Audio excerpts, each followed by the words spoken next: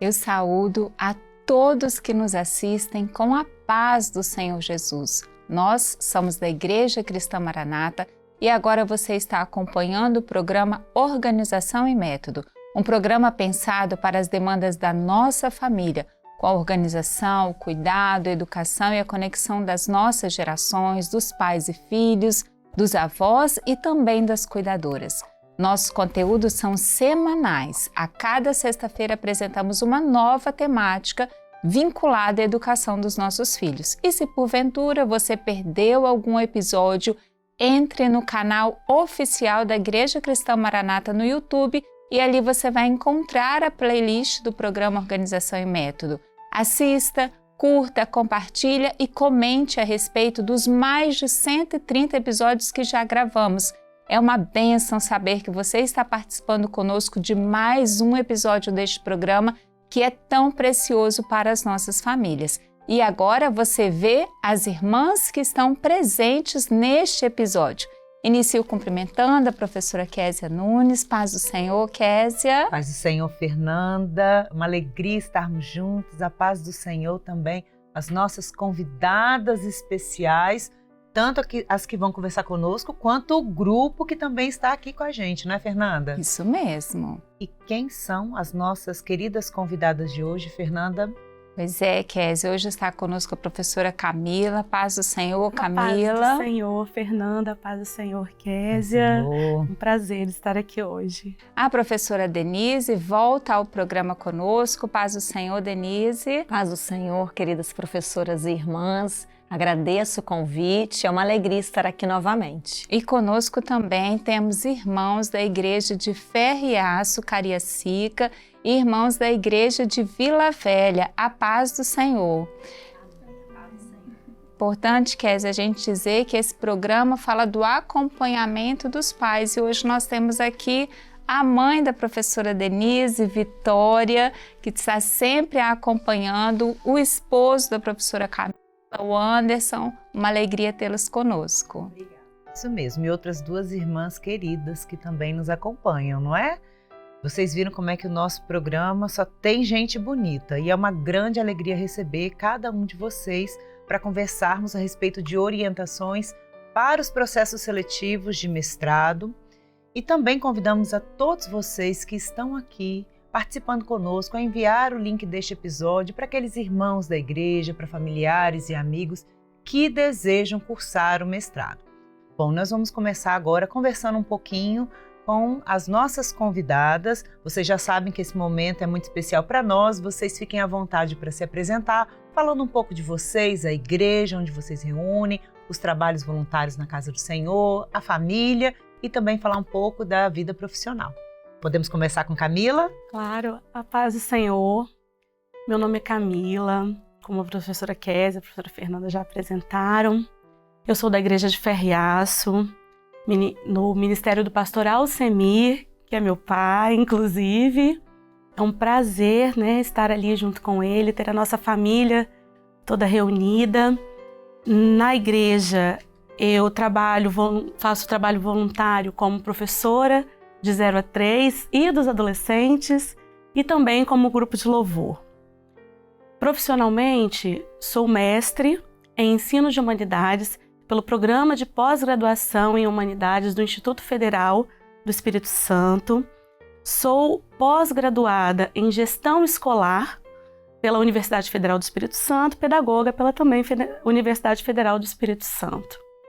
Atuo há 22 anos na educação básica, com crianças da educação infantil, no ensino fundamental. Também já atuei na Secretaria Municipal de Educação de Cariacica, com a formação de professores. Atuei pela Polícia Militar do Estado do Espírito Santo, com a formação de policiais também. E hoje estou atuando como gestora escolar no município de Cariacica. Também trabalhei como professora orientadora do Ministério da Educação. Muito bom. E a família, Camila? Queremos conhecer, esse é um momento importante para nós, a foto da família. A parte mais importante, né? Sou esposa do Anderson, sou mãe do Rafael, uma criança maravilhosa, um menino lindo que chegou em nossas vidas para iluminar e para como uma resposta do Senhor para os nossos pedidos. Rafael é uma bênção nas nossas vidas, graças a Deus, e veio para completar a nossa família, completar a nossa felicidade e trazer a promessa que o Senhor tinha nos feito há tantos anos. Glória Amém. a Deus. Glória a Deus. Denise. Pois é, então eu sou Denise Vigini, sou da igreja de Castanheiras, Praia da Costa 2, o ministério do pastor, agora pastor Amadeu. Sou casada com João Alexandre, mãe de João Miguel, sou da igreja há mais de 20 anos, não vamos entrar nos detalhes. Também trabalho voluntário na igreja, assim como Camila, como professora de bebês e de adolescentes.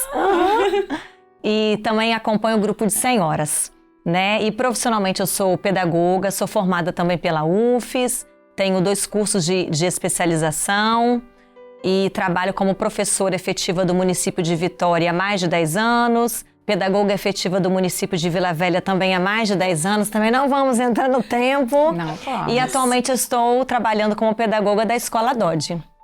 E estou aqui hoje para aprender um pouquinho mais sobre o mestrado, Que é a próxima fase, A próxima etapa da nossa carreira. Muito bom. Isso mesmo, Denise, é muito comum quando nós ainda estamos na graduação, nós começarmos a ouvir, a falar, dos cursos de mestrado, dos cursos de doutorado, porém, nós chamamos a atenção que é necessário termos conhecimento da diferença dos cursos lato sensu e dos cursos stricto sensu, porque todos que vêm depois da graduação, depois da licenciatura que vocês fizeram, são chamados os cursos de pós-graduação. Embora para cursar ambos o candidato precise do diploma do curso superior, os cursos lato sensu compreendem os cursos de especialização. Inclui também aqueles que são designados como MBA, geralmente voltados para o mercado de trabalho. E no final do curso, o aluno recebe um certificado. Já os cursos stricto sensu, eles são de uma carga horária maior, que são os cursos de mestrado, os cursos de doutorado, que nós fazemos depois da graduação, não necessariamente precisa do curso de especialização. Ele desenvolve a nossa parte de aprofundamento da docência, mas sobretudo o nosso trabalho como pesquisadoras, nas diferentes áreas. Nós 4 somos professoras do campo da educação, mas nós temos mestrados e doutorados nas diferentes áreas no país, então nos forma também como pesquisadores, sendo que ao final do curso o estudante recebe um certificado, como por exemplo, depois do meu curso de pedagogia, eu cursei uma especialização em psicopedagogia, que me deu um certificado de psicopedagoga. É um curso menor, geralmente com duração de 6 meses a 1 ano e com uma carga horária de 360 horas. Bem diferente daquilo que são os cursos de stricto sensu, Késia? Verdade, há uma diferença. Esse é um esclarecimento importante de fazer. Uma coisa é a especialização e outra é o mestrado. Então, lato equivale a uma formação ampla, como a especialização. Stricto se refere a uma formação específica, como as investigações dos cursos de mestrado e doutorado voltados para a formação de pesquisadores. Então, para ingressar no mestrado, é que o candidato tem um problema de pesquisa que o inquieta e que pretende responder por meio de uma pesquisa acadêmico-científica. E por isso, são cursos um pouco mais longos. Enquanto uma especialização dura em torno de 1 ano, os cursos de mestrado duram em torno de 2 anos e os de doutorado duram em torno de 4 anos. Também é importante dizer que o título é de mestre e de doutor. Pós-doutorado não é título, mas envolve uma dedicação de pesquisa, com uma exigência e experiência de um doutor, mas com um tempo bem menor. Então, geralmente, o que um doutor no processo faz em 4 anos, o período de pós-doutorado você tem que fazer em 1 ano. Então, você que nos assiste, qual é a sua área? Você já entrou no site da universidade, do instituto mais perto da sua casa, onde você mora? Então, no caso da UFES, qual é o site que você deve procurar? Da Pró-Reitoria de Pesquisa e Pós-Graduação, a PRPPG. E o link vai aparecer na sua tela. Este endereço reúne todos os links dos programas de pós-graduação da UFES. São 62 programas nas diferentes áreas: ciências, humanidades, ciências sociais, da saúde, da ciência e tecnologia, para o mestrado e doutorado gratuito. Então, entre, pesquise a sua área, os editais dos anos anteriores, veja para qual área que você tem interesse, se há algum edital aberto, estude as linhas de pesquisa, os projetos em curso, os trabalhos já defendidos. Nós estamos aqui para animá-los, né, Fernanda? Não é, meninas? Esforça-te e tem bom ânimo, porque é muito bom estudar. O povo não pode sofrer por falta de conhecimento e nem de sabedoria. Então, meninas, feito esse esclarecimento inicial, nós vamos responder as dúvidas que Denise, Camila e todos os que nos assistem têm em relação aos processos seletivos. Amém? Amém. Podemos começar com você, Denise? Vamos começar. Então, meninas, professoras, então como que nós, né, candidatos, ficamos sabendo como que acontece o processo seletivo para o mestrado da UFES e do IFES, por exemplo? Como que acontece? Como que eu que tenho meu problema, né, que você colocou anteriormente, como que eu faço para participar do processo seletivo? Denise, nós vamos falar especificamente dos cursos de mestrado, né? Embora, como a Késia mencionou, na universidade nós temos os cursos de doutorado, de pós-doutorado, mas nós vamos falar desses programas que nós nos formamos, que é o Programa de Pós-Graduação em Educação da UFES, o PPGE. Nós vamos falar do Programa de Pós-Graduação em Educação da UFES Profissional, que agora abre o primeiro processo seletivo para o curso de doutorado, né, Késia? Uma grande alegria para nós professoras, já tem o mestrado, e do Programa de Pós-Graduação em Ensino de Humanidades do IFES, no qual eu sou professora permanente. A Késia é professora permanente do mestrado profissional da UFES e doutorado, né, o PPGMPE, tem uma sigla maior, né? Nosso é PPGE-H.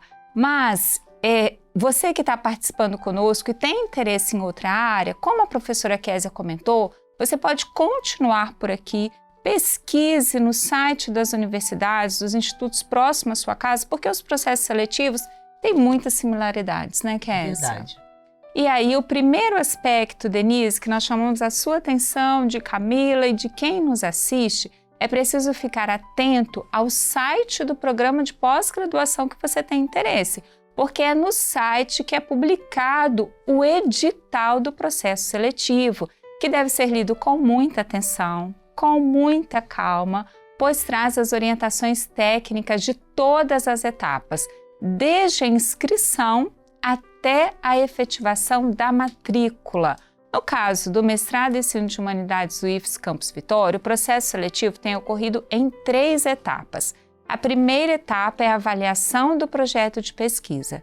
A segunda etapa é a avaliação do currículo e a terceira etapa é uma avaliação oral do projeto de pesquisa, que a gente chama de uma entrevista.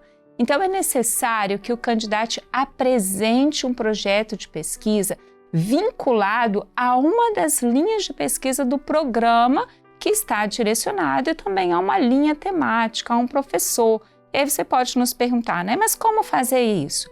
Todos os editais vão ter um anexo com formulário, né, dos projetos indicando o que o candidato deve escrever na introdução, na justificativa, no problema de pesquisa, nos objetivos, no referencial teórico, a revisão bibliográfica, a metodologia, e nos programas profissionais também precisa do produto educacional, além das referências bibliográficas.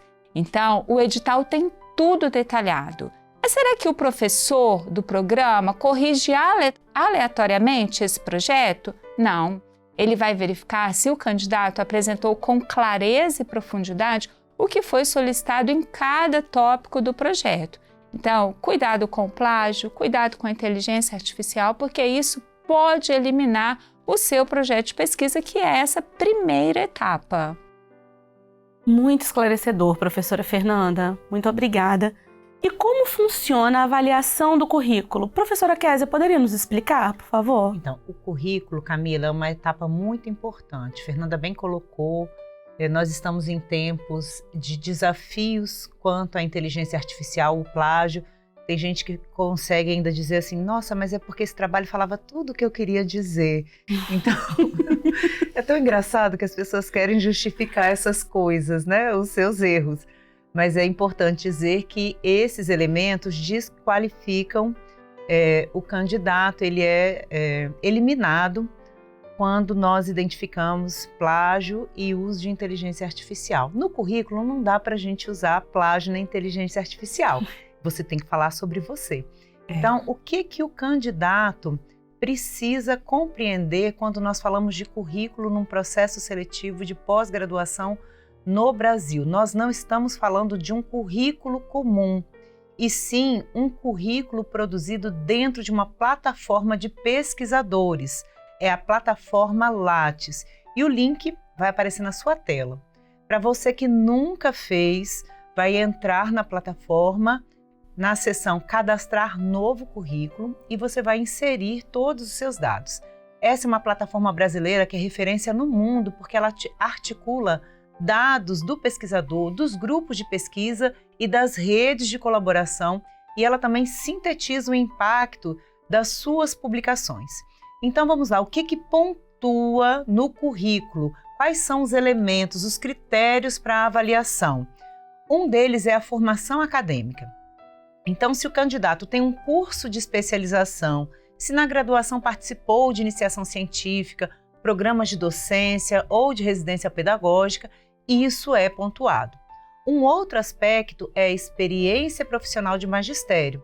Geralmente, ali é avaliado a quantidade de tempos em anos. Aqui as meninas disseram que elas têm pouco tempo, né? De magistério. Só 2 décadas. Um pouquinho mais de 2 décadas. É porque elas começaram muito jovens, não é isso, meninas? Isso mesmo. E o terceiro aspecto é a publicação.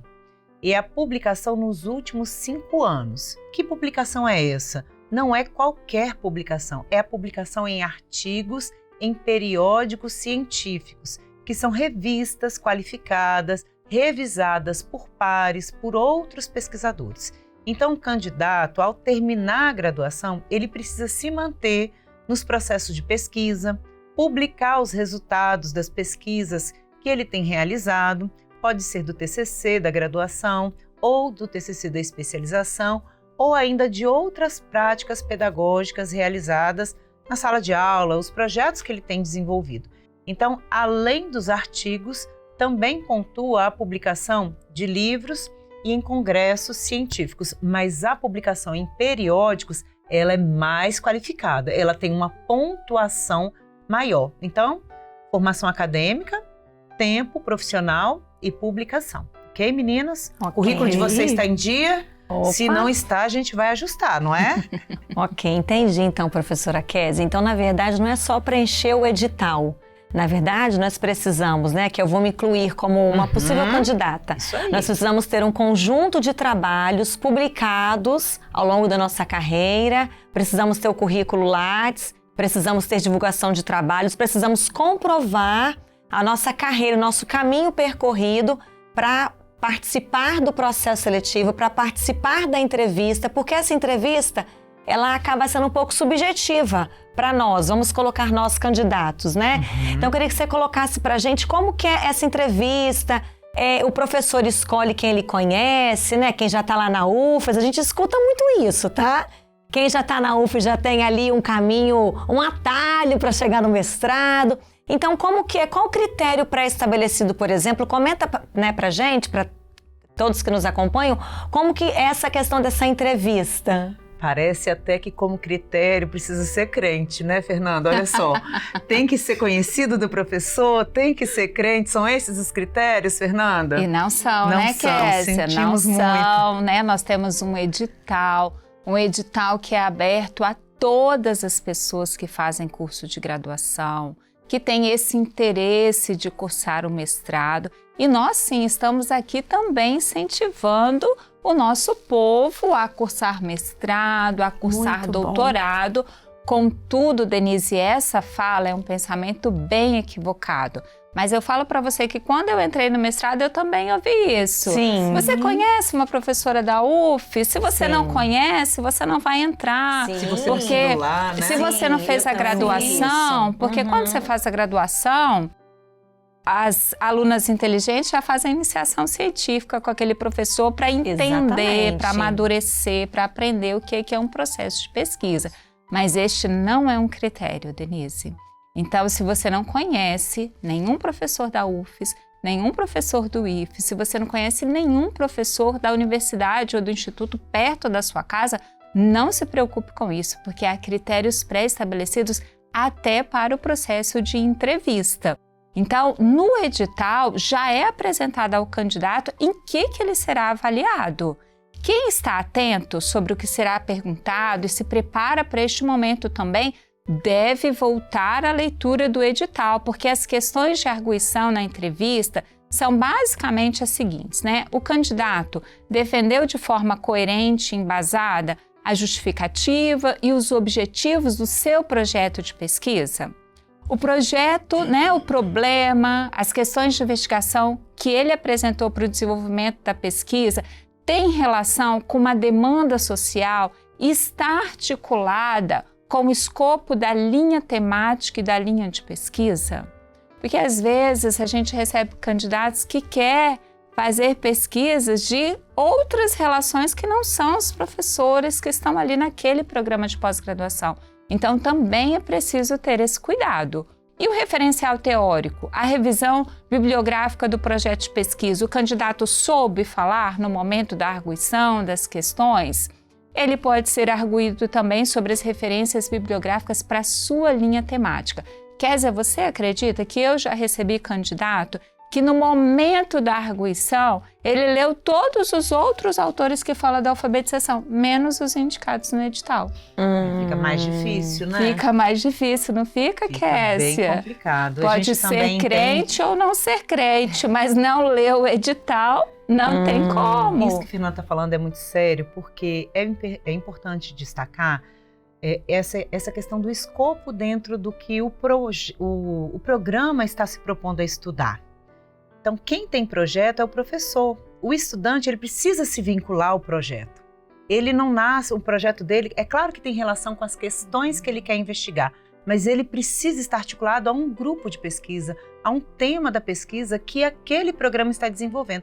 Por isso que nós dissemos que quem tem projeto é o professor e o aluno se vincula a esse projeto. Isso mesmo. E aí, nesse projeto, também precisa estar muito claro na arguição, Denise, o que ele vai falar sobre a metodologia. Então, ele vai ser entrevistado. Na sua proposta, traz uma caracterização dessa metodologia, apresenta como será desenvolvida a pesquisa, quais os espaços, né? Quem serão os sujeitos que vão participar, como vai ser a produção dos dados. Essa pesquisa, nos mestrados e doutorados profissionais, ela tem uma articulação com o produto educacional que o candidato está propondo. Então, além dessas questões que são específicas relacionadas ao projeto de pesquisa, que é preciso ter muita atenção, também vai ser arguído, por exemplo, se está disposto a alterar o projeto de pesquisa, né? Às vezes, para ele, Denise, para você que entrou, aquele está tão fechadinho, mas a Kézia acabou de dizer, né? O professor tem um projeto de pesquisa, então o candidato tem essa disponibilidade? Tem essa disposição, porque fazer uma pesquisa de 2 anos é um tempo longo. Sim, então tem que ser algo que ele deseja. Tem disponibilidade para as aulas, para participar do grupo de pesquisa, para participar das orientações? E aí vai uma dica muito preciosa, né, Kézia? Não adianta dizer na hora da entrevista, Denise, que tenho disponibilidade, posso tudo. Aí tem aula na terça-feira à tarde, estou trabalhando. Tem orientação na segunda de manhã, que está lá no edital. Não posso. Então, a gente precisa ter muita clareza, porque quem deseja são vocês. Nós estamos ali para trabalharmos juntos. E aí, ele também vai ser avaliado se teve uma coerência, se teve uma coesão nas perguntas que foram feitas. Então, existe um conjunto que já está listado no edital, que não é surpresa, Denise, para o candidato, que ele vai ser entrevistado com aquelas questões. Te ajudei? Muito, eu fiquei com uma dúvida que não está no roteiro, mas eu posso aproveitar um momento e perguntar. Depois, qualquer coisa, eles cortam. Você comentou a segunda e a terça, né? Vocês já sabem, por exemplo, nos informar qual é o dia que se estuda, ou quantos dias na semana, qual a disponibilidade que esse candidato precisa ter? Por exemplo, eu trabalho o dia inteiro em 2 escolas, a Camila também, pelo que eu percebi, trabalha bastante. E aí, qual é essa disponibilidade que o candidato precisa? É aula semanal, é quinzenal, né? Como que funciona? Depende do programa. Por exemplo, o programa ao qual eu e Fernanda estivemos vinculadas no doutorado, as aulas eram pela manhã e pela tarde, alguns dias da semana, terça, quarta e quinta. Ou seja, ficava muito difícil para quem trabalha cursar o doutorado, mas essa foi a nossa experiência. Nós fizemos doutorado trabalhando. O programa onde eu fiz mestrado, eu fui a primeira defesa do programa, o programa de pós-graduação em Educação Física. Ele tinha também essa demanda de estudar pelas manhãs e tardes. O programa onde eu estou vinculada atualmente é um programa de pós-graduação em Educação Profissional. Então, ele entende que ele está aceitando candidatos que trabalham e deseja fortalecer quem está nas escolas, nas secretarias. Então, ele separa 2 dias para aulas o dia todo, segunda e terça, quinzenalmente. Então, quem vai para este programa precisa se organizar com antecedência, sabendo que na segunda e na terça-feira ele não pode estar no seu trabalho quinzenalmente. E nos outros dias que não tem aula, também tem vínculo com o grupo de pesquisa e com outras demandas. O que Denise está perguntando é muito importante e também nos dá a oportunidade de falar uma outra coisa. O professor deseja ter um grupo de trabalho, um grupo para partilhar um projeto a longo prazo. Ele não quer só alguém que vai fazer ali, cumprir uma rápida pesquisa. Ele quer um grupo de trabalho mais efetivo. Muitas vezes a gente investe nos candidatos, não é, Fernanda? No mestrado e no doutorado, ou seja, pelo menos 6 anos. Então, com esse relacionamento, é importante dizer que a gente se interessa pelos projetos, mas mais do que isso, por candidatos que queiram, de fato, trazer um impacto para a educação neste tempo. Então, essa disponibilidade em cursar as disciplinas, em participar do grupo de pesquisa, é para que a formação seja sólida, consistente e para que a gente possa contribuir com a autonomia do pesquisador, independente da área que ele decidir trabalhar. Muito bem colocado, professora Késia. Inclusive, faz com que a gente compreenda melhor o processo da prova oral. Porque a prova oral, ela vai se destinar não só a avaliar o problema de pesquisa do candidato, mas todos esses critérios. Se o candidato pode se envolver com o programa, se ele tem essa disponibilidade, a capacidade dele de argumentação, bem como de discussão do potencial para realizar, né, o curso todo do mestrado, ao que o programa propõe. Então, o funcionamento do programa, o candidato estar disposto a se colocar para esse projeto, né, de forma integral, é muito importante. Acho que essa discussão agora também foi muito pertinente para trazer esse esclarecimento sobre a importância, inclusive, da prova oral. Que bom. Então, a gente está destacando aqui alguns aspectos importantes da seleção, mas nós também vamos assistir a um vídeo do pró-reitor de pesquisa e pós-graduação do IFES, o professor doutor André Romero, que tem um convite especial para você. Olá a todos, meu nome é André Romero, eu sou servidor do Instituto Federal do Espírito Santo e estou como pró-reitor de pesquisa e pós-graduação da instituição. Todos sabem que o IFES é uma instituição centenária que vem prestando serviços de excelentíssima qualidade, uma educação gratuita de cursos técnicos, de cursos de graduação, de cursos de formação continuada, mas também oferece cursos de pós-graduação, lato sensu, especialização e estrito sensu, que são cursos de mestrado e doutorado. Particularmente hoje eu vou falar sobre os cursos de mestrado e doutorado, em que o IFES, nesses últimos 15 anos, conseguiu aumentar de maneira bastante significativa o oferecimento de cursos para a sociedade capixaba.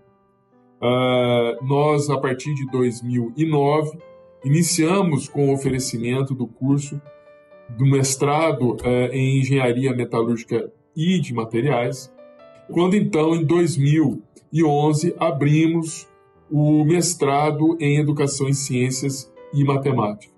Desde então, novos cursos foram sendo abertos em nossa instituição. E hoje, como eu disse, nós temos 12 cursos de mestrado e 1 de doutorado.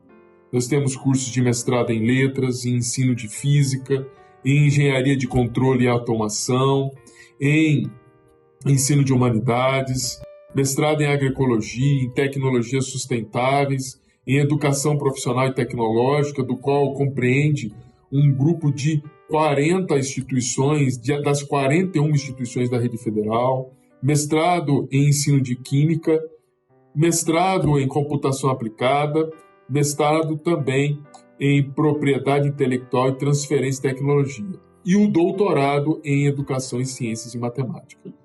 Veja que é um conjunto de oportunidades para a formação de mestrado e doutorado, tanto na área de formação de professores, quanto na área tecnológica.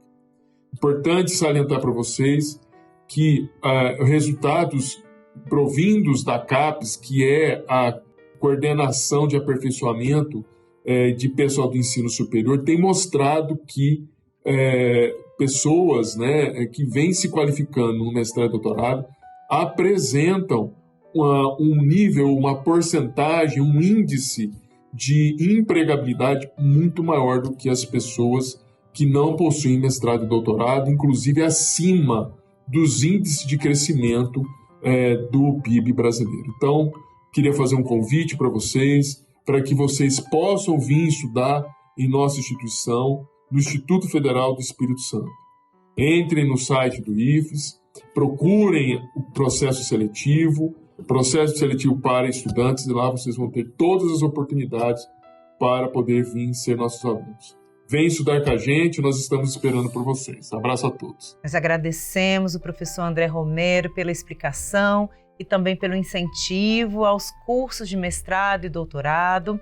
E nós precisamos dizer que, embora a nossa conversa esteja muito boa, nós também precisamos encerrar este programa. Nós agradecemos muitíssimo Camila, Denise e esse grupo bonito que veio aqui compor conosco o programa de hoje. A paz do Senhor Jesus. Amém. Amém. Paz do Senhor. Paz do Senhor. A paz do Senhor. E você que está participando conosco, não fique triste, porque nós continuaremos este assunto no próximo episódio. Nós vamos tratar de outros aspectos da seleção e das experiências das irmãs durante o curso de mestrado para alcançar esse título de mestre. E você tem desejo de fazer mestrado? Quer ser pesquisador e trazer impacto para a sua área neste tempo? Então, siga o Conselho de Provérbios, que está no capítulo 16, no verso 3. Nós vamos ler juntos. Confia ao Senhor as tuas obras e teus pensamentos serão estabelecidos. Glória Amém? a Jesus. Amém. Compartilhe conosco por meio do Instagram do grupo Organização e Método as suas dúvidas, as expectativas e também as experiências alcançadas no Senhor. Nós nos encontramos na próxima semana. Que o Senhor nos abençoe grandemente. A paz do Senhor Jesus.